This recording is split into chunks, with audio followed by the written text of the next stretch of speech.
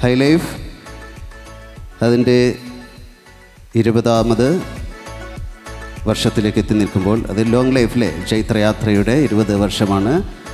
തീർച്ചയായിട്ടും അതിൻ്റെ കുടുംബാംഗങ്ങളെ കാണാൻ സാധിച്ചതിൽ, ഇവിടെ വരാൻ സാധിച്ചതിൽ ഒരുപാട് സന്തോഷമുണ്ട്.